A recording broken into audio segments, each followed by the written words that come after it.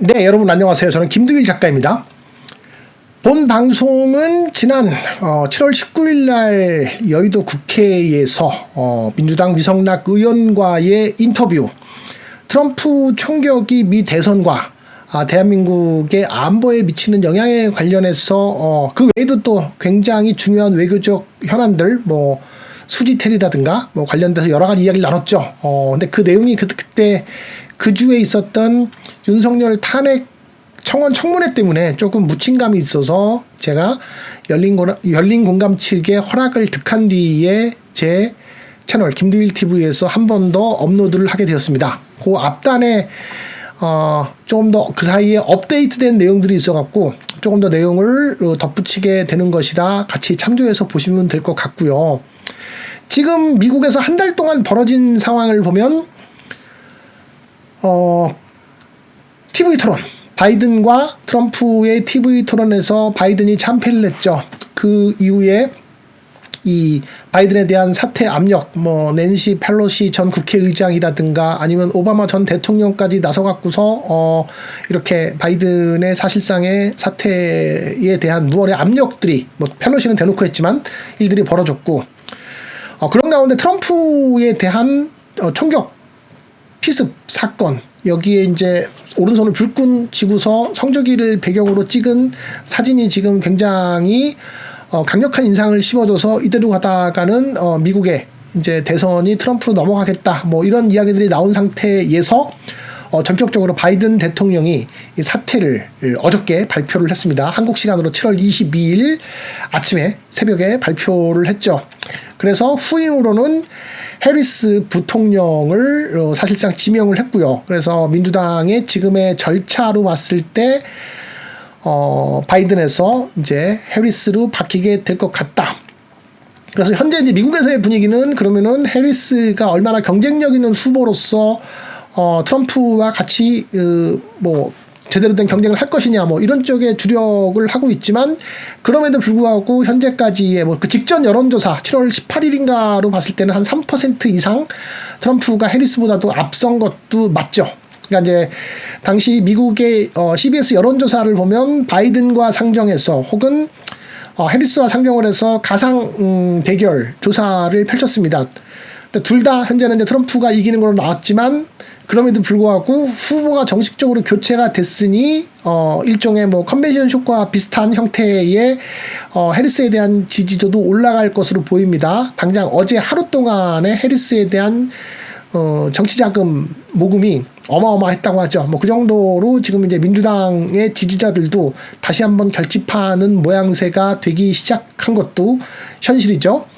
자, 그런 가운데 어찌되었건 우리의 외교, 현재 안보, 북핵 문제와 주변 당국들에 의해서 휘둘릴 수밖에 없는 현재의 상황, 그 다음에 중국과 러시아와의 불편한 관계, 윤석열 정부 들어서 더더욱더 그게 이제 심화가 되고 있죠. 일방적인 우리의 외교적 옵션은 오로지 미국에만 올인하는 상태가 되다 보니까 일본과의 이제 더 가까운, 그래서 한미일 무슨 동맹이라는 단어까지 나와서 김병주 의원이 이제 문제를 삼아서 사과를 받기도 했지만, 그런 식의 단일 외교 옵션밖에 없는 상태에서 지금 트럼프가 부각되고 있는 이 일련의 상황, 해리스를 교체가 됐지만 앞으로의 이 현 상황을, 미국의 현 상황이 우리 국내 정세, 국내 외교, 국내 안보에 미치는 영향들이 어떤 것이 있을까를 제가 위성락 의원과 약 한 1시간 15분 20분 가까이 인터뷰를 나눴습니다.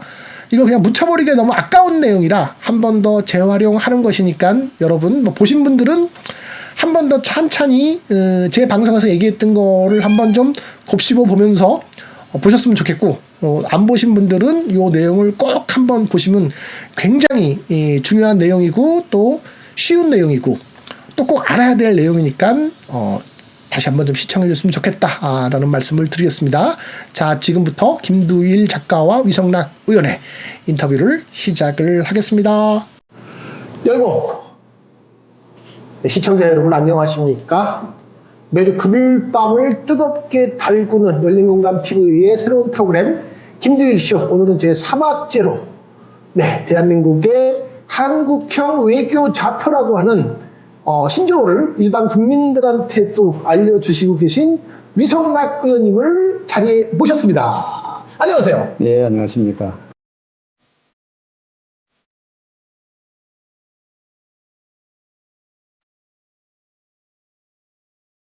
네, 여전히 그러십니다. 아, 네.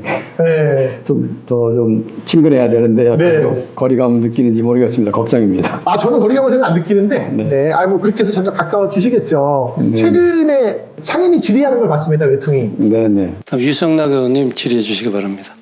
외교부 장관께 말씀드리겠습니다. 지금 정부의 외교를 보면은 전체적으로 단순한 사고, 대증적인 대처에 매몰돼 있지 않냐는 우려를 갖습니다. 어떠셨습니까? 첫 번째 질의셨죠? 예, 첫 번째 질이기도 하고, 또 제가 옛날에 몸담고 있던 저희 외교부 동료 후배들을 상대로 하는 것이기도 하고, 그래서 좀, 조심스럽게, 네. 좀, 무리하지 않으려고 네. 노력했습니다. 너무 조심스러운 게 아니냐, 뭐 그런 세간의 평가도 있는데. 그럴 수도 있겠습니다만, 네. 차차로 좀, 이슈를 찾아가면서 네. 좀 적응해 보겠습니다. 알겠습니다.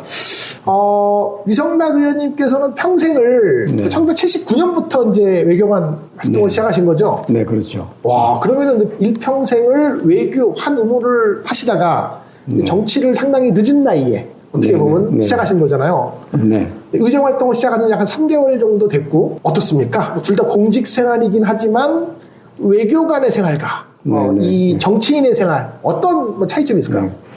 뭐 차이는 많이 있는 것 같아요. 근데 우선 저는 제가 정치인이 된 건 사실이죠. 국회의원 정치인이니까.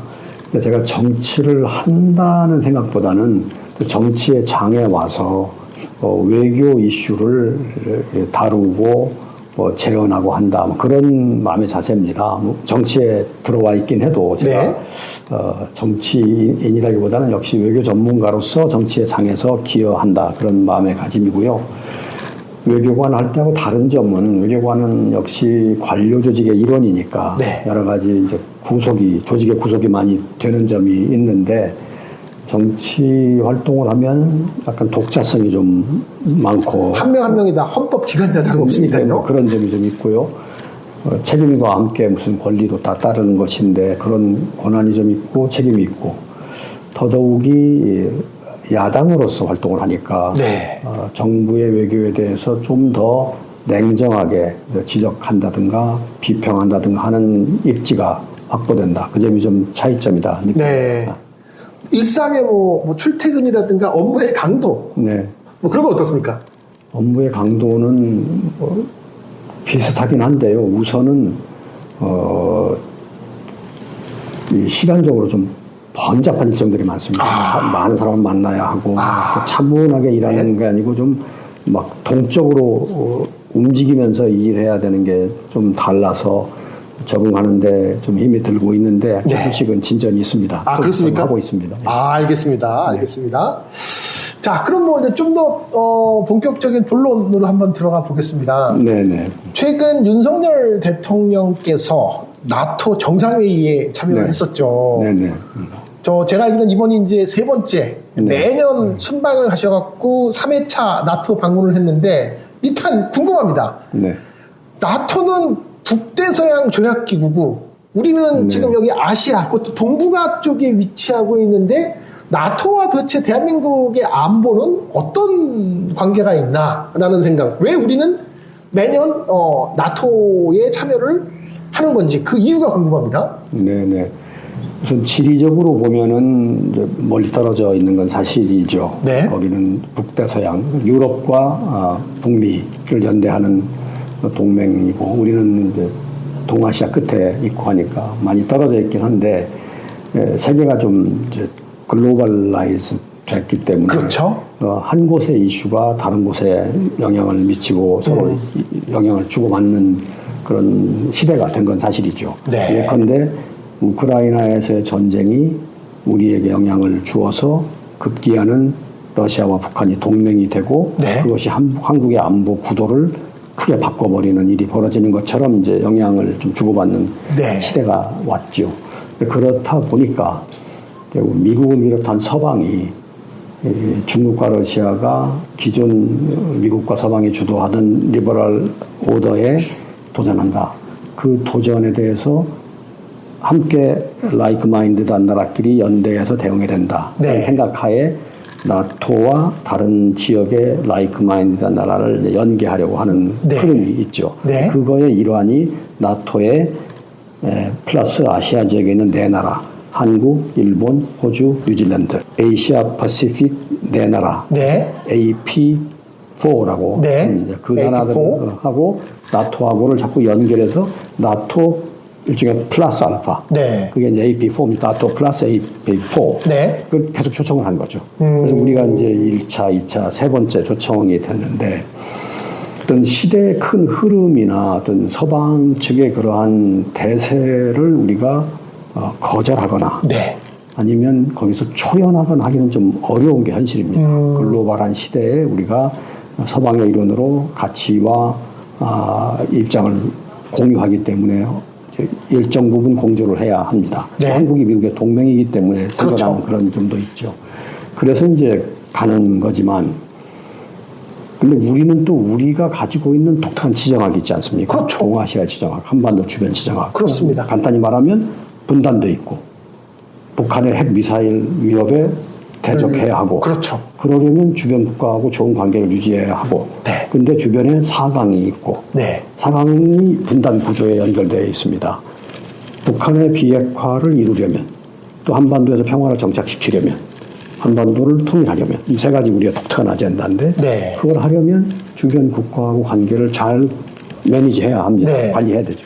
그런 독특한 지정학을 가진 나라이기 때문에 어떤 국제적인 대세를 따라갈 때는 가면서도 동시에 우리가 가진 독특한 지정학과 독특한 외교안보 의제를 어떻게 대처할 거냐 고심을 해야 합니다. 네.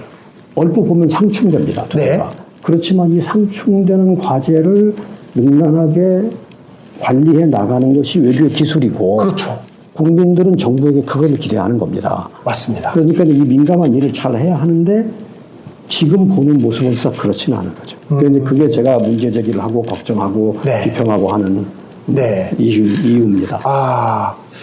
의원님께서는 아까 뭐 79년부터 이제 외교관 네. 생활을 시작하셨으면 사실은 뭐 70년대와 80년대의 그 뭐 여전히 이제 미소의 어떤 냉전 시대의 이 뭐 나토도 사실 그거의 부산물이라고 저는 보고 있고요. 맞습니다. 네, 그런 상태 속에서 지금보다 훨씬 더 군사적인 위협 속에서 또 네. 적대적인 관계를 가지고 왔다가 네. 어쨌든 그게 이제 나중에 뭐 그 신냉전이 뭐 이제 해소가 되고 뭐 중국이 부상하고 각각의 이제 국익을 추구하는 네. 시대로 왔던 게 좀 한 최근 20년 동안에 저는 뭐 신자유주의 속에서 세계적인 흐름이라고 보는데 네. 이게 왜 갑자기 지금 뭐 이렇게 방금 말씀하신 나토 플러스 네. 뭐 4개국 확대 네. 정상회의를 가게 됐는지 이건 미국의 의지인가요? 아니면 러시아의 위협에 대응하기 위한 건가요?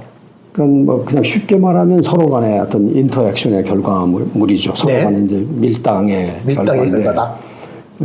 제가 오랫동안 외교관 하신 얘기를 하셨는데 맞습니다. 저는 냉전 시기에 외교관이 되어서 탈냉전 시기를 거쳐서 외교관을 했었습니다. 그렇죠.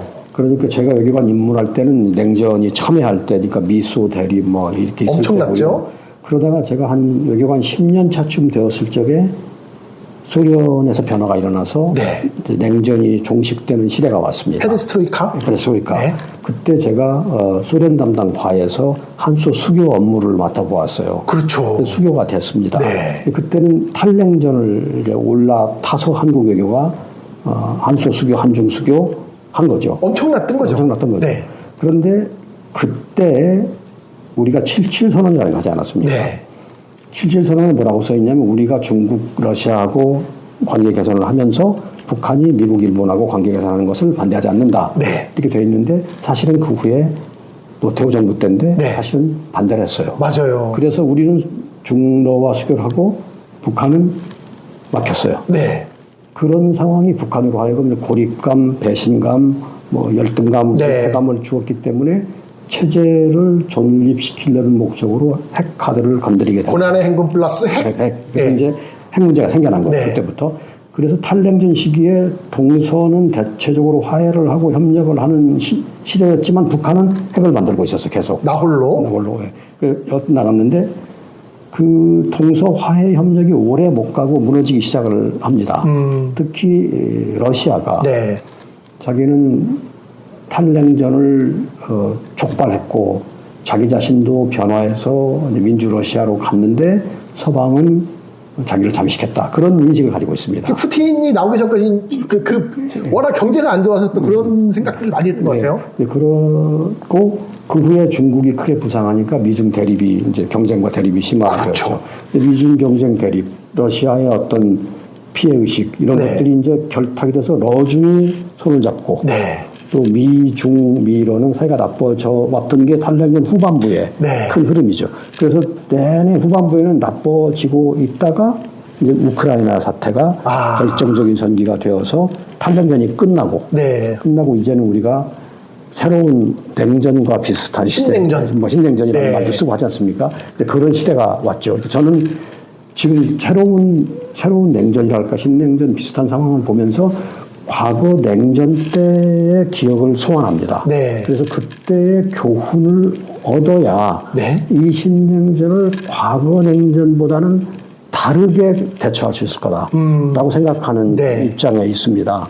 우리가 잘못하면 과거 냉전하고 똑같이 하면 그건 엄청난 대립과 낭비와 군비 경쟁으로 비용의 지불이 심해지죠. 심하죠. 예. 심하죠. 네. 그래서 그 부분을 교훈 얻어야 된다고 생각하는 입장에 있는데 썩 그렇게 세상 돌아가는 건 그렇지 않지만 언제나 문제의식은 거기에 네. 놓고 있습니다. 하루 아침에 저는 사실은 아니 왜 갑자기 뭐 트럼프 그러니까 지금 이제 유력한 후보가 됐지만 이전에 이제 트럼프가 당선됐을 때 네. 갑자기 그때부터 이제 저는 중국 뭐 관세 막 때리기 시작하면서 뭐 그전에도 있었지만 뭐 오바마 때까지는 그렇게 중국이랑 미국이 사이가 좋아 보였는데 근데 지금 말씀하신 대로 이 러시아에서는 굉장히 좀 나름의 분노와 피해 의식 같이 한때는 미국과 경쟁하던 빅2였는데 이제 좀 갑자기 뭐 중국한테 밀린 쩌리가 된 뭐 이런 거 플러스 중국의 무상 뭐 그런 게 어떤 이렇게 이 흔히 말하는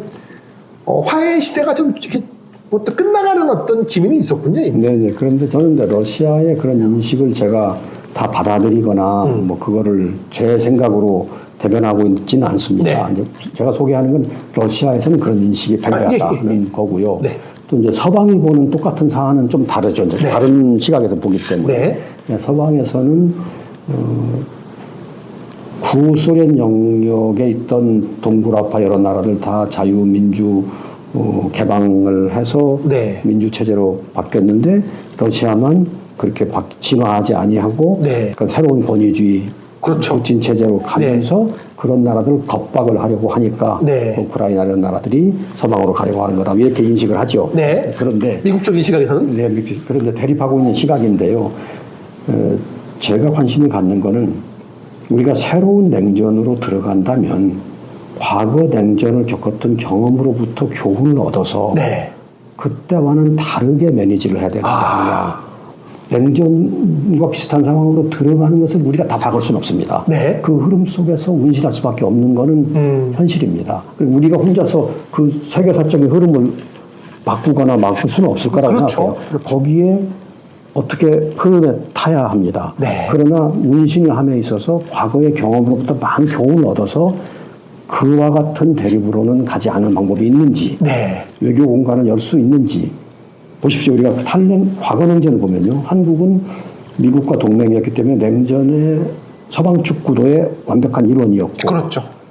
최전선에 있었죠. 모스크바 올림픽도 안 갔잖아요. 그래서 최전선에 있었기 때문에 그 시대에는 진영구도의 최전선인 나라 한국은 중국과 러시아와는 아무런 관련이 없고요. 교류도 자체가 안 했으니까. 외교 수교도 안 네. 했고 북한하고도 아무런 관련이 그렇죠. 없고 그다음에 남북은 첨예한 대립을 하고 간헐적으로 충돌하기도 네. 하고 그리고 한반도 평화나 한반도의 통일이라는 거의 그냥 접은 상태로 지내왔었죠. 네. 그러다가 탈냉전이 와서 기회의 창이 열렸지만 충분히 활용하지 못해서 한반도 평화정책은 못 되고 정전 상태는 그대로 있고 핵까지 시작되었다가 지금으로 왔는데 그 핵 가진 나라하고 러시아가 동맹이 다시 되는 아, 냉전 과거로 약간 회귀하는 듯한 그런 흐름이 있지 않습니까? 그때보다 더 끔찍한데요, 지금? 네, 네. 그러면 핵까지 있으니까. 네. 그럼 여기서 어떻게 하느냐는 우리가 과거의 냉전 경험으로부터 많은 교훈을 얻어야 된다고 생각하는 거죠. 아. 그래서 제가 지금 현 정부에 대해서 여러 가지 얘기를 하고 있는 겁니다. 굉장히 중요한 지적을 해주셨네요. 말씀을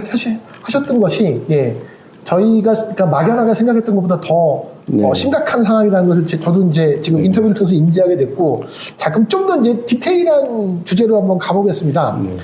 윤석열 대통령이 나토 회의를 가는 와중에 하와이를 들렸어요. 네네. 전 뭐 하와이를 왜 갔나? 뭐 거기 뭐 맛있는 뭐가 있나? 전 그러니까 막연하게 그렇게 그냥 약간 생각을 했는데, 알고 봤더니 거기 인도 태평양 사령부라는 곳을 방문했더라고요. 네. 근데 그게 뭔가 또 봤더니 인도 태평양 사령부라는 것은 미국 합참의 지휘를 받고 있는 말 그대로 최고 사령부 중에 하나인데, 가장 큰 규모의 외부 사령부의 군 부대인데 왜 윤석열 대통령은 뜬금없이 또 이 인도 태평양 사령부라고 하는 군사 시설에 방문을 했는지, 그다음에 또 그 군사 시설에 방문했으면 당연히 방금 말씀하신 대로 러시아나 북한이 지금 뭔가 동맹을 맺어가는 가운데 또 자극이 될 수밖에 없잖아요.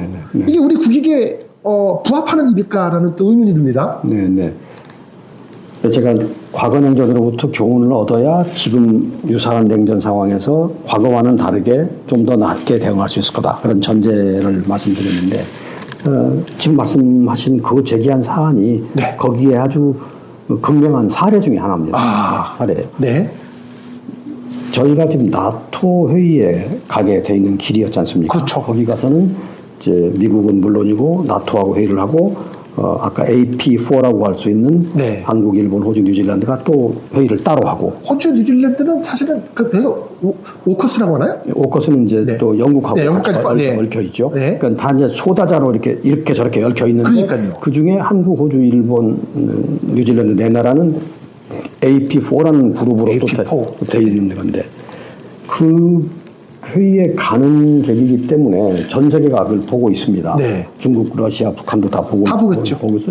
여기서 나토와 이 아시아 지역의 네 나라가 종래와 또 조금 격상된 연대와 공조를 한다는 걸 보고 있어요. 네. 이제 그런 메시지를 전 세계를 향해서 발신하는 계기입니다. 그런데 거기에 가는 길에 미국의 인태사령부를 들게 되면 제가 걱정하는 거는 이 전체의 움직임이 지나치게 군사화되지 않을까 하는 걱정입니다. 그러니까 나토와 AP4가 공조하는 문제는 그렇지 않아도 약간 군사화의 의미가 있습니다. 나토가 일단 군사 그렇죠. 동맹이니까. 네, 군사 동맹이니까. 그러나 군사 동맹도 정치 외교적 함의와 군사적인 함의를 동시에 갖습니다. 네. 그러니까 어디에 방점을 두느냐는 우리가 이 전체 모임을 이렇게 데몬스트레이션 하기에 따라 달려 있습니다. 네. 군사 외교 중심으로 보일 수도 있고 처음부터 정치 외교 중심으로 네. 볼 수도 있고 처음부터 군사 중심으로 과시할 수도 있습니다. 네. 근데 인태사령부를 들러서 가는 모습은 저는 불필요하게 과도하게 군사 중심으로 비치게 할 우려가 있다고 봅니다.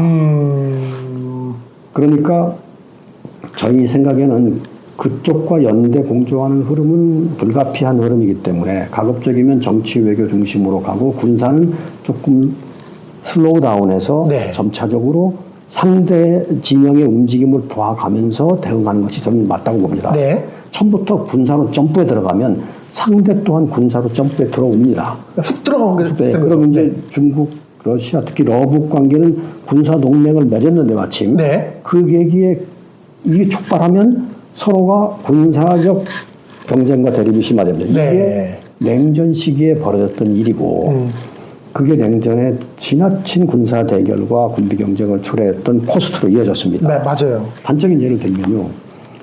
조지 캐널이라는 사람이 있지 않습니까? 네. 그분이 이제 미국의 유명한 전략가, 외교관이고 전략가인데 그분이 러시아에 있었고 러시아 대사도 했습니다. 네. 그 사람이 러시아에 있으면서 건의한 것이 이제 봉쇄 정책이라고 하는 미국의 냉전 시기 내내 정책의 뼈대인데 이 양반이 봉쇄 정책을 제안하면서 일단 연대를 만들어서 소련을 이렇게 봉쇄하고 있으면 장기간에 걸쳐서 봉쇄하는 데 집중하면 나중에 러시아 내부에서 변화가 있을 수 있다. 근데 그 가설이 70년에 걸쳐서 들어맞아 버렸어요. 네. 나중에 러시아가 페레스트로이카가 들어가면서 냉전이 무너지고 러시아가 변해버렸죠. 내부에서부터 배고프니까. 예, 그렇게 됐죠. 근데 그런 봉쇄 정책을 추진하다가 미국 쪽에서 소련에 대한 과도한 의심이 있었기 때문에 네. 특히 이제 베를린 봉쇄라든가 그렇죠. 뭐 여러 가지 이슈들을 보면서 봉쇄돼서 이게 군사 대립 쪽으로 미국 쪽에서 움직이게 됩니다. 네. 나중에 냉전이 미국 쪽의 승리로 끝난 다음에 조지 캐난이 미국 의회 상하원의 초청으로 연설한 적이 있어요. 네. 그 사람이 이제 위대한 사람이 되었으니까. 네. 그런데 조지 캐난이 거기서 자기의 공치사를 하거나 네. 미국이 이긴 것을 뭐 찬양하거나 그러지 않았어요. 네. 그 사람은 우리가 냉전의 봉쇄 정책을 운영하면서 잘못 같은 길을 지적하는 측면을 보였어요. 그러면서 우리 쪽에서도 과도하게 밀리터라이즈한 점이 있었다. 그렇게 해서 생겨난 코스트가 엄청났다. 굉장한 분이네요. 굉장한 분입니다. 네. 그러니까 그분이 그냥 단순한 뭐 전략가 차원을 넘어서 네. 좀 정말 역사적 해안이 있는 분이에요. 네. 근데 그런 거를 제가 교훈 얻어야 되지 않느냐. 네. 여기서 우리가 밀리터라이즈 할 필요는 없다고 생각해요. 네. 이미 나토에 가서 회의를 하고 AP4하고 회의를 하고 거기서 성명서 내고 거기서 또 우리 뉴클리어 컨설터티브 그룹에 나온 지침도 나왔지 않습니까? 그렇죠. 지침. 네. 그 메시지는 우리가 겨냥하는 나라들에 대해서 충분하고 남는 메시지입니다. 충분하고 남습니다. 거기에 처음부터 밀리터라이즈 할 필요는 저는 없다고 생각해요. 네. 그래서 저는 이게 잘못된 움직임이고 네. 이거는 경고해야 하고 비판해야 된다고 생각합니다. 네. 조지 캐논이요? 예. 네, 조지 캐논이라는 분이 제가 지금 기억하기로는 위성락이 한국의 조지 캐논이다 뭐 이런 기사 본 것 같은데 아닙니까? 그런 기사를 본 것 같습니다. 어떤 분들이 그렇게 전에 그런 네. 구절은 있긴 있었습니다. 굉장히 막 되게 이렇게 수줍어하시네요. 이 대목에서는. 네. 알겠습니다. 자. 냉전을 얘기할 때는 제가 네. 그분을 많이 이렇게 알겠습니다. 알겠습니다. 그분에 관련된 뭐 좀 책 같은 게 있으면 한번 좀 제가 더 찾아보고 나중에 기회가 되면 한번 더 여쭙겠습니다. 네. 자, 이제 뭐 오늘 사실 방송에서 제가 좀 본론에 가깝게 여쭙고 싶었던 내용. 네네. 트럼프 후보 총격 사건 얘기 안 할 수가 없어요. 그렇죠. 네. 야, 이거 뭐 혹자들은 뭐 자작극 아니냐 뭐 그런 뭐 온갖 음모론들이 벌써 지금 막 그렇게 네네. 군부를 떼고 있는데 아무리 봐도 이건 뭐 이제 뭐 그 자작극이나 음모론 차원에서 볼 수 있는 건 아닌 것 같고요. 왜냐면 살짝 고개 돌리는데 귀 스치고 지나갔으니까 천우신조로 이제 목숨을 구한 건 맞아요. 참 그분도 트럼프도 뭐 진짜 무슨 뭐 조상이 뭐 어디 뭐 임진왜란 때 거북선 수명 뭐 수군이었나 싶을 정도로 뭐 어마어마한 지금 천원을 타고 났는데 근데 그 와중에도 보통은 막 총알이 날라갖고 뭐 죽은 사람도 있으면 이렇게 엎드려 있다가 보통 경호원한테 나갈 텐데 또 그 와중에 일어나서 하면서 뭐 USA 뭐 막 파이팅 뭐 이런 거를 퍼포먼스를 내서 사실상 이제 미 대선은 뭐 끝나지 않았냐 뭐 이런 이제 뭐 이렇게 세간에 또 내용들이 막 나오고 있어요. 물론 뭐 11월 달 때까지 투표 일정은 남아 있고 또 전통적으로 보통 한 달 전쯤에 또 많은 일들이 터졌는데 그래도 뭐 그런 것들을 감안한다 하더라도 의원님이 보시기에 이번 트럼프의 피습 사건이 미 대선에 어떤 영향을 미칠 거라고 보고 계십니까? 우선 얘기를 좀 시작하기 전에 제가 잠깐 제 소개를 해야 될 것 같아요. 네. 저는 미국의 워싱턴 대사관에 2번 근무를 했습니다. 워싱턴 대사관에 6년간 2번 근무하는 동안에 미국 대선을 2번 커버해봤습니다. 그때마다 대선이 있어서 네. 대선 커버를 했는데 대선 커버 한다는 건 뭐 적어도 1년 내내 대선만 이렇게 모니터링하면서 보고서도 쓰고 또 예측도 해보고 또 전망도 해보고 그걸 위해서 사람들 접촉도 하고 뭐 그런 일을 합니다. 제가 제대로 찾아왔군요 오늘. 근데 사실 물론 이번 대선을 제가 옛날의 대선처럼 이렇게 집중해서 커버해보진 않았지만 약간의 감은 있습니다. 옛날의 경험이 있기 때문에 그런 입장에서 드리는 말씀입니다.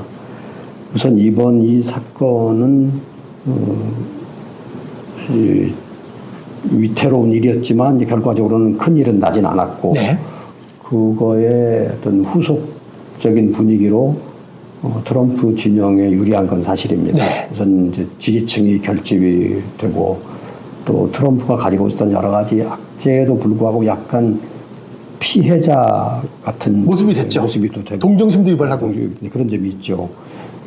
그런데 지금 이 건이 근래에 이미 있었던 몇 가지 호재에다가 덧붙여진 겁니다. 그렇죠. 이미 호재가 있었어요. 네. 호재들 중에 하나는 대법원의 판결입니다. 그렇죠. 자기 재판 걸려 있는 몇 건 있었는데 그 중에 한 건 그 옛날에 자기가 한 행동 중에 대통령으로서 그 면책이 되는 사안이 아니냐. 네. 근데 대법원이 면책이 되는 사안으로 판결했기 때문에 큰 호재를 얻었어. 그게 아마 무슨 문서 뭐 이제 아니 그 요건은 이제 네, 다른 건이요? 폭동에 네. 관한 폭동에 관련 거예요? 네. 의회 공격에 관한 네. 건데 그리고 그다음에 이제 문서에 관한 네. 건 플로리다 지방법원 1심에서 맞습니다. 또 네. 유리한 판결. 네. 그러니까 이 판결이 몇 개가 호재가 있고 여기에 또 이런 그렇죠. 건이 또 생겨서 네.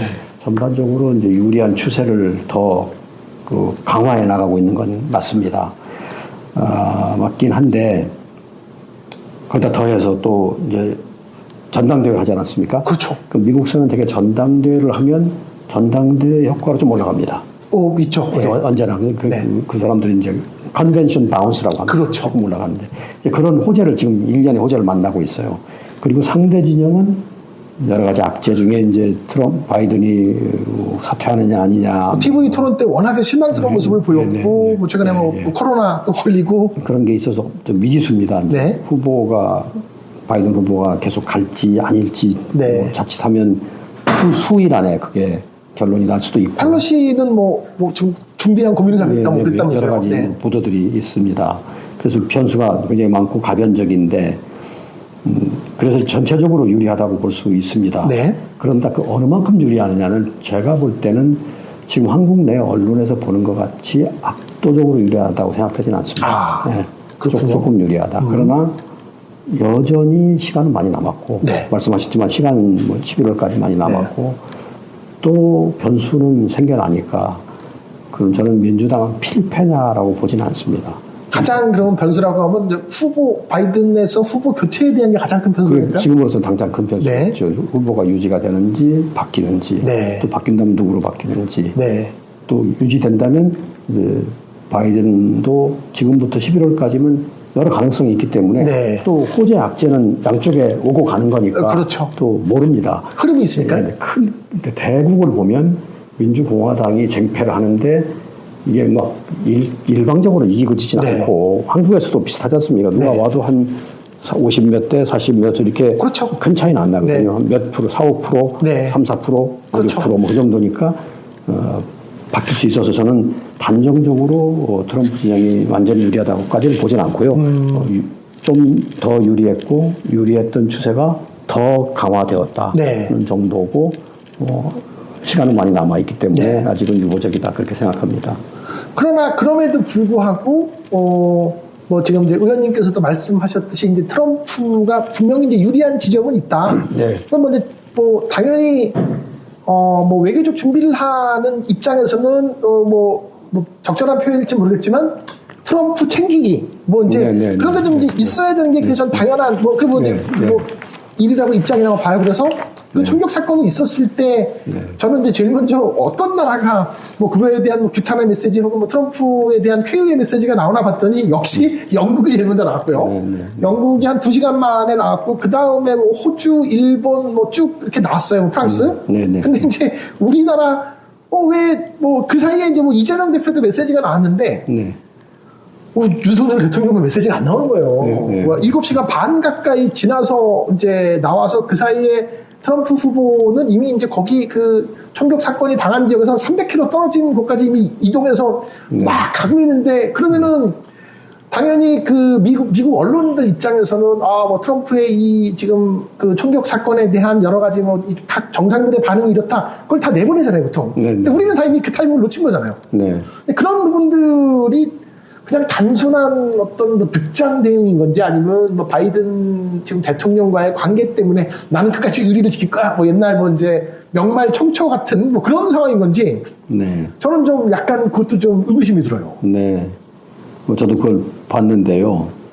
좀 늦게 대응한 건 봤고 좀 너무 늦었다는 너무 늦었죠. 생각이 됩니다. 근데 그것이 바이든 쪽하고의 뭐 그런 것일 것까지는 생각은 저는 선뜻 들지는 않고요. 그냥 뭔가 좀 늦었다. 단순하게 늦어진 것이다. 네, 그리고 잘한 건 아니라고 생각합니다. 거기에 뭐 보통 이제 외교안보 참모들이 있을 거 아니에요. 네, 네. 대통령실에 그분들은 대체 보통 이게 제가 매뉴얼은 잘 모르겠지만 안보실장이나 누가 이렇게 만약 외교안보 수석이 얘기를 해서 이런 일이 벌어졌습니다 보고해서 빨리 메시지라도 하나 올리세요. 보통은 일반적으로 하면 그런 매뉴얼대로 가지 않나요? 네, 이건 정치적인 테러에 대응한 것이니까 네. 현 바이든 정부를 의식할 필요도 없는 거고 네. 그냥 즉각 대처를 했어야 되고 네. 바로 어떤 위로 내지는 위한 성명이 나왔어야 된다고 봅니다. 그러니까요. 네, 너무 늦었다고 생각합니다. 굉장히 참 그러니까 이런 거 하나 아까 말씀드렸던 트럼프 챙기기 이를테면 이제 그런 면에서도 네. 굉장히 좀 안 좋게 볼 것 같아요. 포인트를 따지는 못했다고 생각합니다. 네. 자, 그래서 지금 이제 아직은 확정된 건 아니다라고 말씀을 하시지만 그렇다 하더라도 현재 이제 대선 전망이 만약에 트럼프의 공화당으로 정권 교체가 된다라고 이제 만약에 가정을 하면 이건 그야말로 또 전 세계의 질서가 크게 많이 바뀌고 외교적 파장도 당장 어저께 트럼프 말 한마디에 그 관세 반도체 주가 작살났어요. 미장 어저께 보니까. 그래서 근데 그런 것들이 굉장히 지금 이제 예측할 수 없는 일들이 더 많이 예측할 수 있는 일과 예측할 수 없는 일들이 있을 텐데 그냥 예측을 할 수 있는 쪽으로 먼저 좀 감안하면 이제 러시아 우크라이나 전쟁 이게 계속 지속될 만한 원동력이 이젠 사라질 것 같고 그다음에 대만도 대만 안보에 대한 부분도 트럼프 후보 측에서는 좀 시큰둥한 측면이 반드시 이렇게 바이든처럼 내가 군사적으로라도 개입을 해서 지킨다 이런 입장까지는 아닌 것 같고 만약에 트럼프 후보가 대통령이 된다 그러면 의원님이 보시기에 어떤 외교적 파장이 있을 것 같다 있겠습니까? 저는 엄청난 변화가 있을 가능성이 크고 그 변화가 우리한테 큰 부담일 거라고 생각합니다. 한국 사회에는 항상 그러한 큰 변화가 예견이 되어도 자꾸만 대수롭지 않게 보려는 관성이 있습니다. 옛날에 조지 W. 부시가 대통령이 당선이 될 적에 제가 워싱턴에서 선거 담당. 그때였군요. 첫 번째. 네, 첫 번째. 선거 카발 쪽에 담당이었고 당선이 된 후에는 또 양자 정무 담당 첨사관이었습니다. 그 일을 겪어보고 그때 첫 번 한미 정상회담도 현장에서 대처한 적이 있어요. 그때 기억이 자꾸 납니다. 그때도 자꾸 우리는 어떻게 대응했냐면 조지 W. 부시가 돼도 큰 변화가 없다. 이렇게 자꾸 생각합니다. 좀 좋게 말하면 국민들을 진정시키고 불필요한 이런 경각심을 불러일으키지 않으려는 취지일 수도 있지만 그렇게 말을 자꾸 하면서 스스로도 안이하게 생각하는 문제가 있어요. 근거 없는 낙관론? 그러니까 남한테 그렇게 얘기하다 보면 자기도 생각하게 되는 문제가 있어요. 사실은 말은 그렇게 하더라도 내심으로는 많은 경계심을 가지고 대비를 하고 준비를 해야 마땅한 것인데 그때 조지 W. 부시가 왜 큰 변화를 야기할 걸로 예상됐냐면 주변의 참모들이나 본인의 생각이 종래 미국에서 보던 그런 생각보다는 조금 전혀 다른 네오콘이라고 하는 네오콘 극우적인 사고방식 갖고 있기 때문이거든요. 그 당시에 어마어마했죠. 어마어마했죠. 그래서 이제 이라크 전쟁 등등 난 거고 걸프전이 거기서 시작된 건데 물론 그 네오콘이 그렇게 움직이기 전에 9.11이라고 하는 촉발제가 있었어요. 그렇죠. 9.11이 있으니까 네오콘들이 자기 확신이 생겨난 거죠. 거보라 내 세계관이 맞지 않는 된 거죠. 그렇죠. 그렇게 된 거거든요. 지금은 네오콘하고는 다른 측면이지만 그에 못지않게 생각이 전혀 다른 미국의 공화당 리더십이에요. 트럼프라고 하는 분은 독특한 분이잖아요. 매우 독특하죠. 아주 좋게 말하면 unconventional, 통상적이지 않아요. 아주 특이한, 어떻게 보면 이상한 그런 거고 그 주변에 참모들로 거론되는 분들도 다 그런 분들입니다. 통상적이지 않아요. 그분들이 들어올 텐데 그분들은 이미 4년 전에 6년, 8년 전에 일기를 해보았어요. 해보아서 어떻게 생각하고 있냐면 그때 우리가 옳았는데 주변에서 합리적으로 뜯어 말리는 사람 때문에 된 일이 없다. 이제는 그런 일을 겪지 않겠다. 처음부터 그냥 하고 싶은 대로 철저히 하겠다고 결의를 다지는 그룹들입니다. 그러니까 일기 때 봤던 것 중에 어찌어찌하여 막았던 일도 이제는 안 막힌다는 얘기가 되는 거죠. 거기까지 전제로. 그럼 우리가 당장 고민해야 될 거 아까 말씀하신 우크라이나도 있고요. 근데 그 전에 저는 한미 동맹을 들고 싶어요. 한미 동맹. 동맹 이슈. 이 동맹이 어떻게 될 거냐. 지금 윤석열 정부는 동맹의 모든 것을 거는 외교 정책을 세워놨습니다. 그렇죠. 동맹이라고는 하나의 기둥 위에다가 다 세워놓았어요. 네. 이 동맹이 흔들리면 큰 문제죠. 네. 근데 트럼프가 동맹은 뭐 깨거나 그러진 않겠지만 동맹은 중시하지 않습니다. 네. 그리고 동맹과의 관계에서 자기가 해야 될 의무에 대해서도 종래 미국 역대 누구보다 그게 취약합니다. 내가 그걸 왜 해야 되느냐. 한국을 내가 왜 도와야 되느냐. 한국은 이미 부자고 돈도 많고. 주둔비부터 당장 나오겠죠. 네, 그 나오죠. 그러니까 네. 여러 가지에서 동맹 문제에서 많은 변화가 생겨날 거다. 그게 하나 이슈고요. 두 번째는 북한과 북핵. 네. 에서도 많은 변화가 나는데 아마 미국하고 북한 사이에 김정은과 트럼프 사이에 다시 커뮤니케이션이 오고 갈 수가 있지 않겠습니까? 이미 트럼프는 메시지를 보냈는데요. 그러니까 서로 그러니까 네. 또 북한이 호응을 하고 그러니까요. 축하 사안도 보내고 네. 답신도 보내고 하다 보면 이제 미국은 대화가 다시 될 수가 있습니다. 네. 그런데 그 시점에서도 북한이 남쪽하고는 일절 안 할 거 아니겠습니까? 그렇겠죠. 지금 최악이니까. 네. 일본하고 북한은 이미 뭔가가 있지 않습니까? 뭐 일본 쪽에서 도리어 뭐 이렇게 계속 어프로치를 하고 있고. 그런 상황이 되면 한반도 문제에서 우리는 소외되고 미국과 일북이 움직여 나가는 상황이 오지 않겠는가? 도리어 우리가 이 주변에 우리 문제인데 한반도 문제에서 우리만 소외되는. 네. 그럼 있으면 안 되는 일이거든요. 그럼요. 그런 상황 속으로 우리가 밀려갈 수 있고 또 관련해서 북한 핵 문제 네. 거래가 미국 간에 이루어진다. 네. 그러면 우리는 미국을 대표 선수로 내세우고 우리는 그 경기장에 가지 못하고 미국한테 부탁을 해야 될 겁니다. 그렇죠. 그러면 트럼프가 동맹을 썩 중시하지 않는데 우리 부탁을 어느 만큼 더 줄겠느냐. 네. 그런 문제 의구심도 가질 수가 있죠. 충분히 그럴 수 있죠. 그래서 이게 숙제라는 거죠. 만약에 거기서 트럼프가 거래를 해버리면 네. 우리 이해관계를 좀 중시하지 아니하고 네. 미국이 중시하는 이해관계만으로 거래를 해버린다면 그게 어떻게 되겠느냐. 관련해서 고민할 수 있는 게 핵우산입니다. 핵우산. 지금 우리가 핵우산에 의존하여 재래식 무기하고 합쳐서 북한의 억지력을 행사하고 있는 건데 만약에 트럼프가 핵우산에 대해서 그렇게 종래보다 강한 공약을 하지 않는다. 네. 핵우산에 대해서 모호하게 나온다거나 아니면 부인하거나 그럼 이게 보통 문제가 아닌 것이죠. 보통 문제가 아니겠네요. 예, 예. 그런 문제가 이제 북한하고 북핵 관련이고요.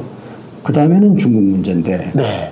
중국에 대해서는 관세를 엄청나게 부과할 것이고 지금 우리가 알고 있는 그 인플레이션 감소 법안 네. IRA 이런 IRA죠. 거 폐지한다고 한단 네. 말이죠. 그럼 그 IRA에 따라서 우리 기업들이 누려왔던 약간의 운신 공간, 네. 약간의 보조금 네. 이거 다 사라질 수가 있습니다. 네. 그리고 경제적인 측면에서 공급망 측면에서 한국과 한국 기업이 지금보다 훨씬 더 좀 바짝 쪼여 들어올 수 있겠다. 네. 그것도 이슈라고 생각이 되고 미중이 대립으로 가면 우리에 대한 미국발 주문 사항도 많아질 거다. 그렇죠. 그걸 어떻게 대처해야 되느냐. 네. 한중 관계는 이미 경제적으로 깊이 들어가 있고 네. 서로 간의 의존성도 높아져 있는데 어떻게 할 거냐. 그게 과제가 되고요. 마지막으로 아까 말씀하신 우크라이나 문제는 미국이 우크라이나 지원을 줄이거나 중단하고 정전이나 이런 상태가 되면서 미 관계가 좀 좋아질 수 있겠죠. 네. 그렇게 될 경우에 지금 우리가 한러 관계 지금 최악의 상태로 몰고 가 있는데 최악의 됐죠 이미. 예, 네. 미러 상태가 갑자기 좋아지게 되면 우리는 그때 어떻게 처신해야 되느냐. 여태까지 우리가 내질러 놓은 것들이 많은데 그렇죠. 그러니까 저는 그런 면에서도 앞을 내다보고 해야 되지 않느냐. 맞습니다. 네. 우리가 미국하고 동맹 공조를 하면서도 좀 옆도 보고 뒤도 보고 중국, 러시아도 보고 북한도 네. 보고 동시적으로 미국에 대한 것과 중러 북에 대한 것들을 한 판에 통합해서 한국형 좌표를 갖고 해야 되지 않느냐. 네. 한국형 좌표 없이 그냥 미국 공조하다가 문제가 생겨나면 그 다음에 중국을 돌아보는 게 아니고 네. 그런 방법보다는 저는 그건 이제 순차적인 접근이고요. 네. 동시적으로 한 번에 통합된 미일 중로에 대해서 한국형 좌표를 가지고 미국과 공조는 어느 정도, 중로와 외교 공간 어느 정도를 가지고 움직여야 된다고 보는 거죠. 그래서 그게 없이 지금처럼 움직이면 아까 말한 동맹 문제, 북한 북핵 문제, 중국 문제, 러시아 문제 등에서 한국이 굉장히 어려운 상황에 처하게 될 거다. 그런 걱정을 합니다. 이미 지금 뭐 지적을 의원님께서 해주셨지만 그런 상황이 돼버린 거예요. 네. 굳이 비유를 하자 그러면 내가 뭐 저희 고등학교 때 괴롭혔던 애가 회사에 입사했더니 내 상사가 돼 있거나 아니면 군대에 갔는데 내 고참이 돼 있거나 그런 상황 지금 이제 뭐 우리가 뭐 참 알 수 없는 자신감으로 네, 네. 중국과 러시아에 대해서 어떻게 보면 외교적으로 너무 네, 네. 그 초거대 강국을 좀 약간 무시했던 측면들이 있잖아요. 네, 네. 그거에 대한 이제 청구서가 곧 날라올지도 모르는 상황이고 당장 젤렌스키만 하더라도 이제 뭐 푸틴이랑 지금 정권이 만약에 바뀌고 나면 그때 가서 협상을 하면 늦어지니까 이미 이제 현재 그 민주당 정부일 때부터 협상을 하는 게 이제 유리하기 때문에 그렇게 나서는데 우리만 지금 아무런 그 준비가 없다는 것 같다는 거죠. 이런 것들. 너무 우리가 지금까지 하나에만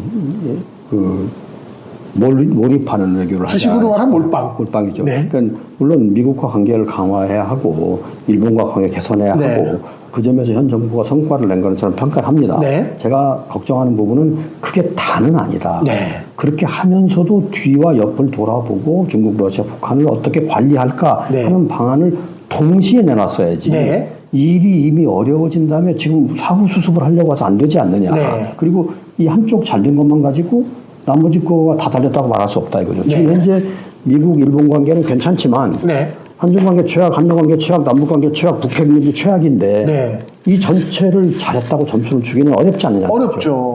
네. 네.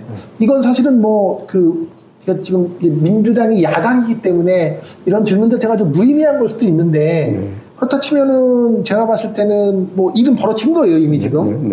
벌어진 상태에서 그러면 아직 지금 이제 윤석열 정부가 계속 이어지고 있는 야당 입장에서 이런 상황을 뭐 일정 부분 개선할 수 있는 노력은 어떤 방식으로 해야 될까요? 지난번에 뭐 미국도 다녀오시고 했지만. 네. 그 방미도 그런 중에 일환인데요. 물론 저희가 외교 안보 집행권을 행사하고 있지 않기 때문에 그렇죠. 한계가 있습니다. 네. 그냥 견제를 하고 네. 비판을 하고 대안을 제시하더라도 대안을 1부터 10까지 다 제시할 수는 없고요. 그렇죠. 그냥 대안의 어떤 방향을 얘기하는 네.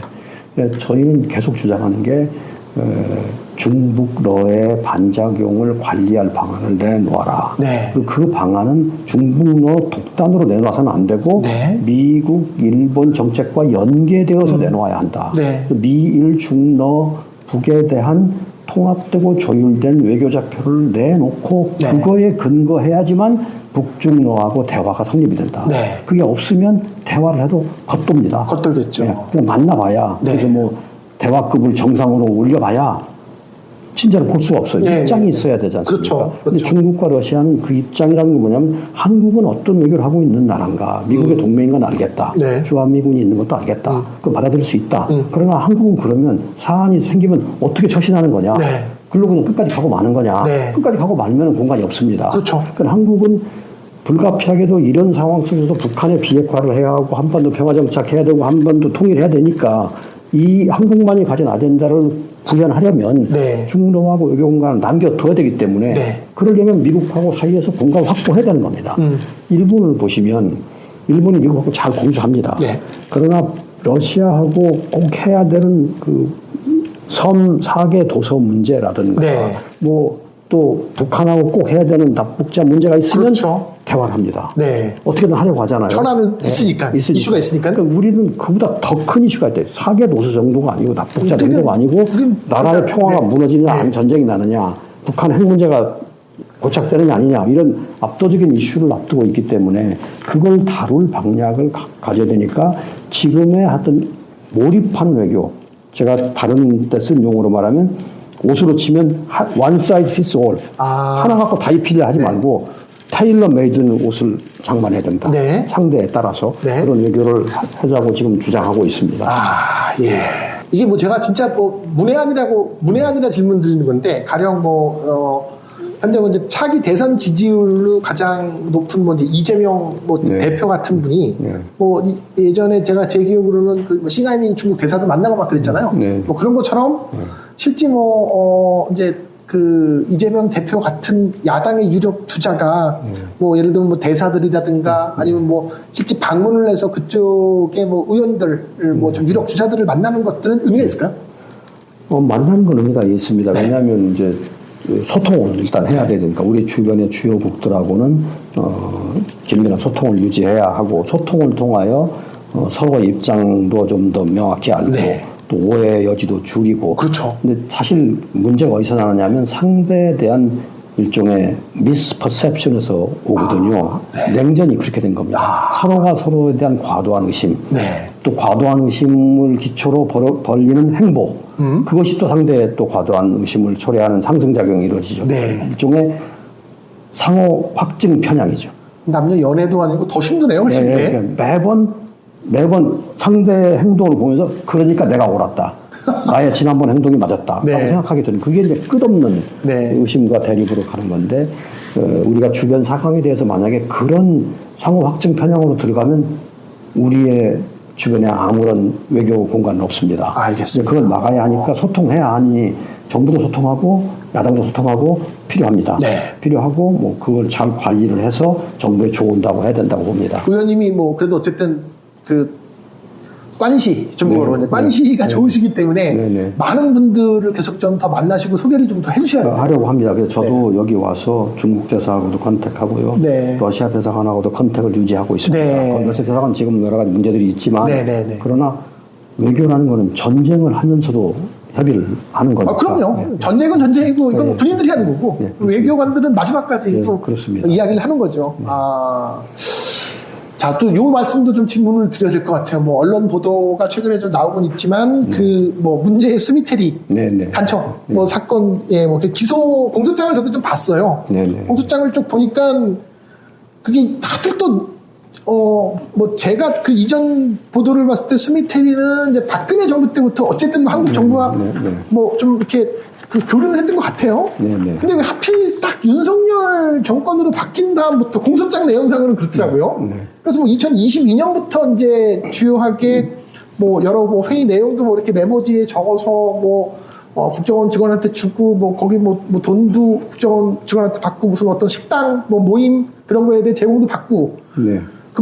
그게 지금 뭐 실제 그 메모장의 내용도 공소장에 사진으로 찍어서 올라가 있고 막 그렇던데 뭐 그 유무죄 여부까지야 뭐 그건 뭐 미국 사법부에서 판단할 일이기 때문에 이제 뭐 저희가 지금 어떻게 할 수 없지만 이것도 일종의 외교적 스캔들인데 이게 한미 관계에 뭐 미칠 수 있는 영향 어떤 게 있을까요?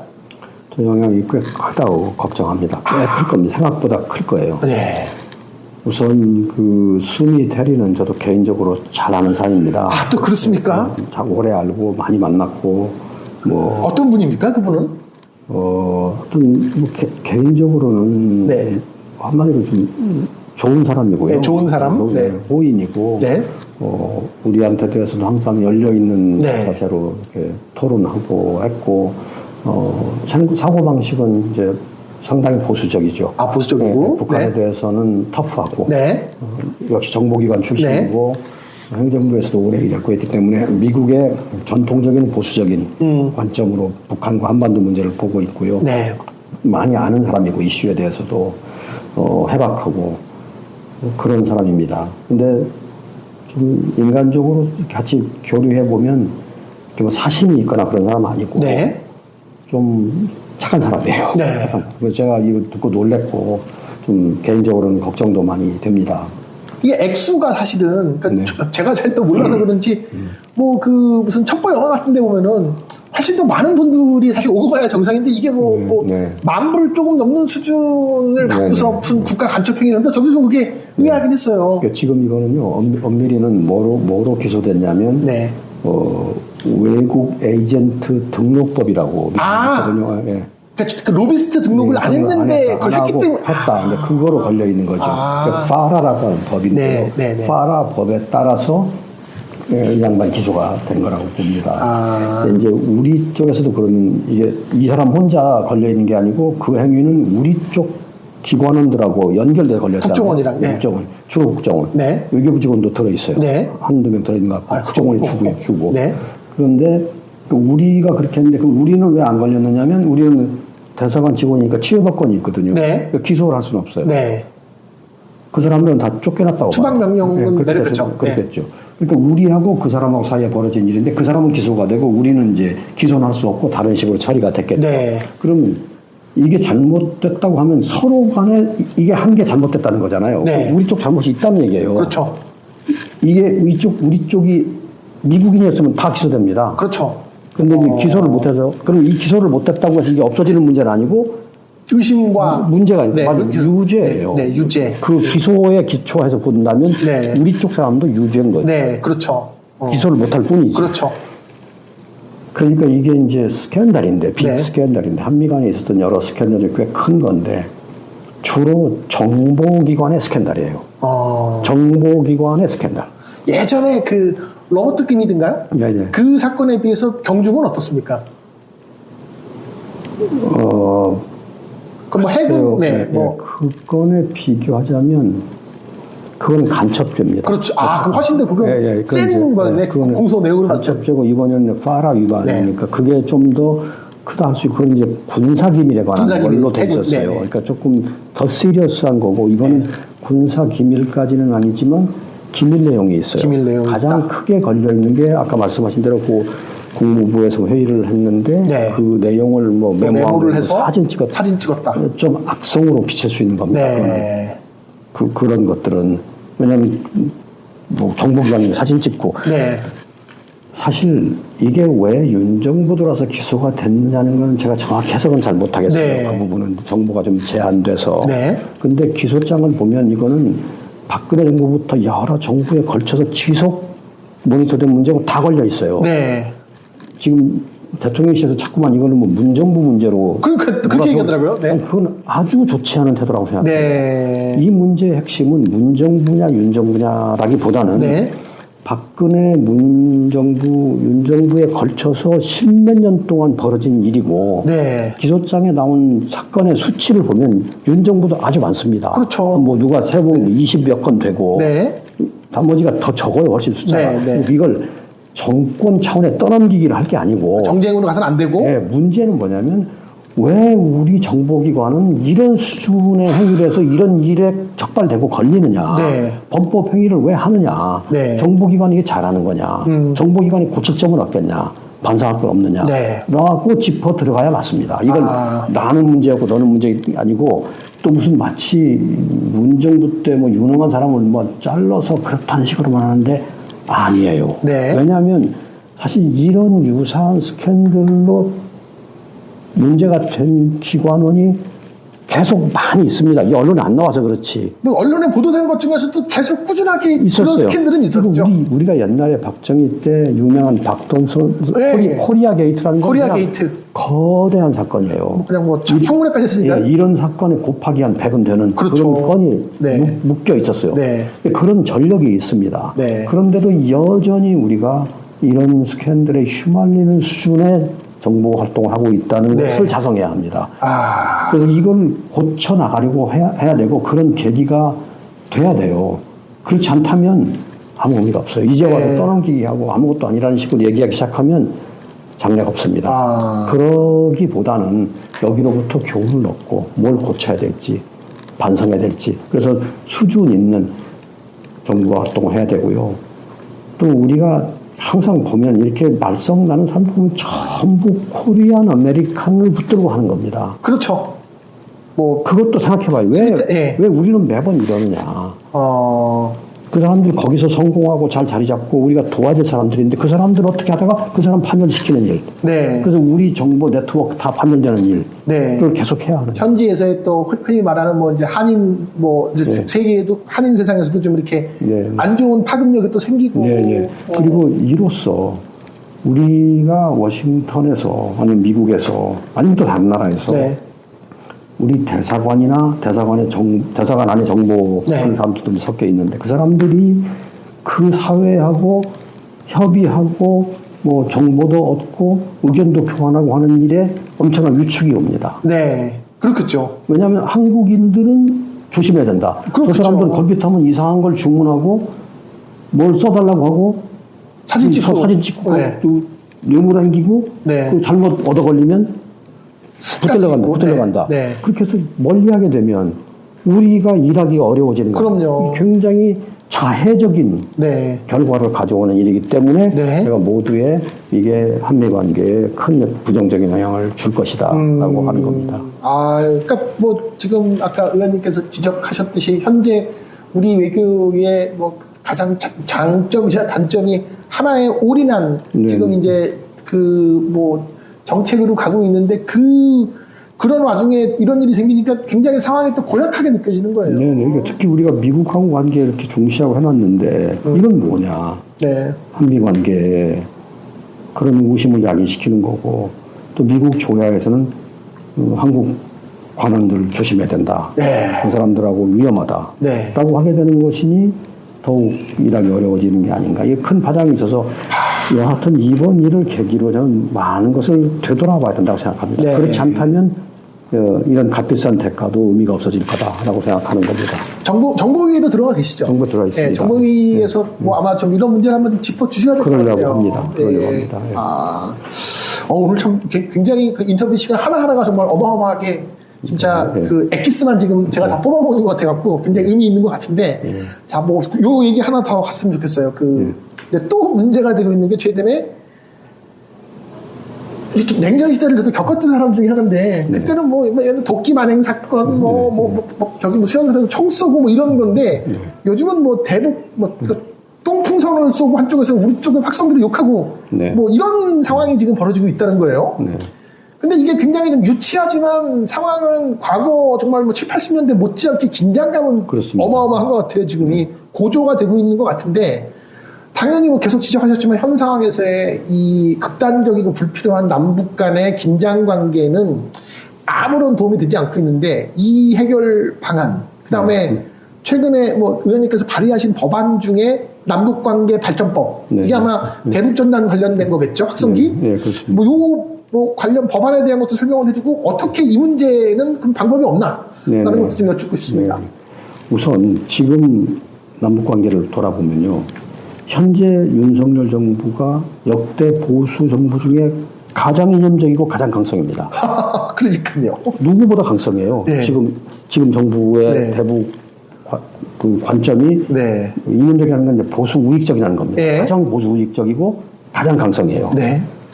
통일부 장관 역대 통일부 장관 중에 가장 보수 우익에 가장 강성해요. 예. 그렇게 세워놨어요. 네, 네. 국방장관도 가장 강성해 가장 우익이에요. 네. 그렇게 세워놨어요. 네. 그런 정부와 그다음에 북한은 하노이에서 결렬된 후에 핵미사일 최고도로 증폭시키고 대남 대미 최악의 메시지를 계속. 메시지를 내놓고 있어요. 강성해요. 네. 그 두 양측이 지난 2년 동안 대치를 했는데 네.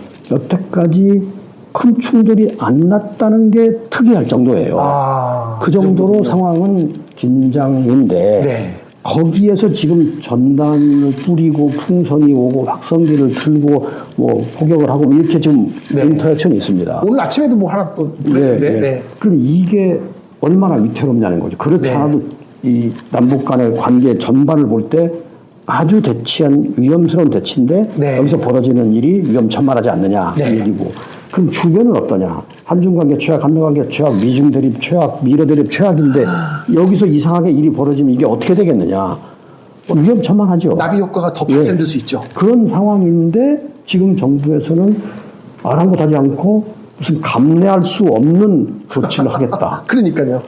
아니면 뭐 그냥 끝까지 뭐 간다, 즉강 끝, 막 이런 식으로 그냥 막구 대응을 하려고 합니다. 그 외교적으로 뭐 최악의 메시지 아닌가요? 예, 그러면 의구심이 가는 건 과연 이게 뭐 충돌을 바래서 이러는 건가? 무슨 국면을 전환, 우리가 그런 걸 옛날에 하도 많이 봤기 때문에 네. 우익 정권이 그렇게 하는 걸 수도 없이 남북 발의해가지고 네, 네. 위기 조장해가지고 국내 때려잡고 하는 건 우리가 눈을 봤단 선거 때 말입니다. 특히, 네. 근데 그런 거에 대한 의구심도 있어서 그런 것도 경고하고 있습니다. 네. 그런데 이 문제의 단초를 제공한 전단 문제, 네. 이걸 그냥 허투루 볼 수는 없다고 봐요. 전단 문제는 이미 법이 있었고 거기에 대해서 헌재에 네. 이제 위헌 판결이 있었죠. 네. 근데 헌재 취지를 잘 살펴봐야 됩니다. 지금 헌재 취지를 통일부가 이렇게 있는 그대로 해석하지 않고 좀 편의적으로 해석을 하는데 왜곡을 하고 있나요? 헌재는 위헌이기 때문에 이제 그냥 이게 상관없다. 끝났다, 네. 필요 없다 이렇게 얘기하는데 헌재 취지는 뭐냐면 표현의 자유를 과도하게 제약해서는 안 된다. 그건 위헌이다. 과도한 처벌이 안 맞는다. 이런 취지고 네. 그럼에도 불구하고 헌법에 돼 있는 국민의 생명과 안전을 위해하지 말아야 된다. 네.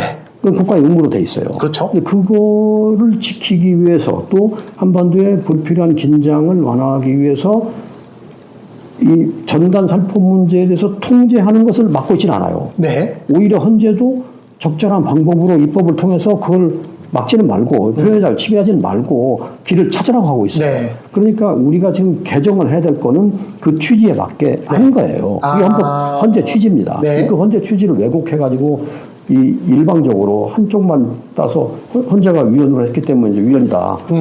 그러면 전단 마구 그냥 더 그건 긴장 되는 관계를 만들려는 게 네. 아니고 헌재의 네. 의미는 네. 아, 그냥 전단을 보내도 되는 게 아니에요. 네. 사실 현행법에도 항공안전법에 따르면 네. 교통부 장관한테 신고하고 허가 받게 돼 그렇죠. 있고 그렇죠. 군 관련 규정에도 군사분계선 인근에서 그거 띄우려면 군의 절차를 밟아야 돼요. 그렇죠. 근데 지금 그것도 정부는 통일부 안 하고 국회에서 엊그저께 상임위에서 물어도 답을 안 해요. 그걸 하겠다는 거예요. 현행 법에 따라서 절차를 따라야 되는데 그 얘기를 안 합니다. 네. 그러니까 저희 생각에는 제가 낸 법안은 통일부 장관에게 정확하게 이걸 안 하려고 하는 통일부 장관에게 임무를 명확하게 명시적으로 법적으로 부여해야 된다고 생각합니다. 절차에 따라서 해라. 네, 그러니까 통일부 장관에게 신고하고 네. 통일부 장관이 신고해서 허가를 하면 보낼 수 있어요. 네. 보낼 수 있어요. 통일부 장관은 뭘 기준으로 판단해야 되느냐면 국민의 생명과 안전에 위해가 되느냐 아니냐를 네. 판단해서 남북 간의 긴장까지 판단해서 보내도 되겠다 해서 통일부 장관이 오케이 하면 가면 됩니다. 네. 그리고 헌재의 과도한 표현의 자유 위배에 걸리지 않아요. 그렇죠. 근데 만약에 통일부 장관이 이런 점에서 위배가 된다고 하면 신고를 수리 안 하면 네. 못 보냅니다. 네. 그 절차를 만든 게 제 법안이고요. 아, 그렇군요. 그다음에 두 번째는 헌재가 과도한 처벌에 대해서 문제 제기했기 때문에 네. 처벌 수위를 낮췄습니다. 낮춰서 물론 뭐 상습범 계속하는 사람한테는 좀 처벌하지만 네. 그렇지 않은 거는 과태료 네. 그렇게 낮춰서 만들어 놓은 거고요. 저는 이 차제에 통일부가 이 헌재 결정 취지를 객관적으로 보고 네. 그리고 한반도의 지금 위태로운 상황을 또 감안하고 해서 국회하고 법 개정에 진지하게 협의할 것을 부탁을 합니다. 네. 그냥 무조건 하겠다는 식으로, 무조건 맞겠다는 식으로 하는 것은 생산적이지 않다고 봅니다. 사실 근데 그거를 또 무슨 뭐 정체불명의 탈북자 단체들이 막 대거 등장을 해서 네, 뭐 네. 그 자금 출처도 뭐 굉장히 여러 얘기들이 나오지 않고 있습니까? 뭐 그걸 갖고서 지금 이제 네. 더 긴장 관계를 마련하고 있고 뭐 그런 가운데 뭐 최근에 이제 태영호 전 의원 같은 경우는 네. 또 이제 뭐 어디였더라 그 저기 평통사무소. 예. 그걸 또 뭐 임명까지 하고 네네. 사실은 그 단체의 취지가 태영호 같은 네네. 분이 이제 올라갈 자리가 아닌 거 아닐까요? 네, 그러니까 지금 그 남북관계 평화 통일을 다루는 곳인데 예. 잘 생각해야 된다고 봅니다. 정말. 그렇게 해서는 이거 뭐 될 일도 안 되는데 네. 이걸 하자는 건지 하지 말자는 건지 화초를 내는 것 같아요, 완전 네, 진짜. 네. 예. 와, 진짜 그 의원님이 더 여기 외교부에서 계시다가 여기 와서 네. 더 힘드실 것 같아요. 왜냐면은 네, 그냥 네. 거기서는 이제 나에게 주어진 거는 어쨌든 뭐 그 외교부 내 전문 분야에서의 한 미션을 맡으면 네. 되는 건데 이건 지금 뭐 한반도 전체의 외교 안보에 대한 걸 다 고민하면서 그 어젠다를 같이 이제 뭐 그냥 네. 짜야 되고 뭐 그런 상황인데 자, 그럼 이제 마지막 질문으로 이거 인터뷰를 1시간 장시간 넘게 했는데 개인의 이제 정치적 여정을 한번 여쭙고 싶어요. 어떤 목표를 갖고 이번 22대 국회에서 이제 활동을 할지, 그다음에 이제 여러 번 뭐 그 한국형 외교 좌표라고 하는 좋은 취지의 말씀을 하셨는데 이게 뭐 그러면 이제 의원님이 활동하시는 동안에 어느 정도의 좀 이제 완성도를 가지고 이게 뭐 우리나라에 좀 외교 정책적으로 자리 잡을 수 있을지 뭐 그런 등등의 이제 앞으로의 여정이 궁금합니다. 네. 근데 제가 외교부에 근무할 때나 또 나와서 밖에서 활동을 할 때나 지금 정치권에 왔을 때나 일관된 문제의식은 한국 외교는 지금보다 업그레이드 돼야 된다. 그것은 외교 개혁을 통해서 가능하다. 개혁. 예, 왜냐하면 한국은 국력은 세계 10위권이지만 외교 실력은 아주 뒤떨어집니다. 숫자를 한 어느 정도? 제가 수치화를 잘 안 하려고 하지만 굳이 물으면 축구 FIFA 랭킹보다 낫다고만 말하면 30위권 아니라 더 훨씬 안 된다는 얘기인데요. 23, 4위 하는데 지금 한국 축구가? 네, 그렇죠. 그보다 훨씬 낫다는 건데 그 상태를 방치할 수는 없고 이거를 고치지 않고는 G8에 갈 수도 없고 G8. 가서도 운신이 안 됩니다. 그냥 지금 우리 외교하는 걸 보시면 뭐 부산 엑스포를 다루는 품새나 무슨 나토에 가는 거 보면 그냥 마구 하기 때문에 업그레이드를 한다는 것은 절체절명의 시대적인 과제입니다. 근데 그거를 위하여 지내왔고 정치에 와서도 그 일을 할 것이고 그 중에 하나가 한국의 정체성 있는 외교, 한국 외교의 좌표 설정입니다. 그 중에 하나예요. 그 일을 이제 하려고 하는 거고, 그 과정을 통하여 동시에 그거는 이제 정부 여당이 하는 일에 대한 견제 활동, 대안 제시도 하면서도 동시에 그런 문제의식을 가지고 우리 안쪽을 들여다봐서 가령 우리 민주당의 외교가 종래에는 이제 김대중 노무현 문재인 대통령 때 쭉 정권을 맡아서 하지 않았습니까?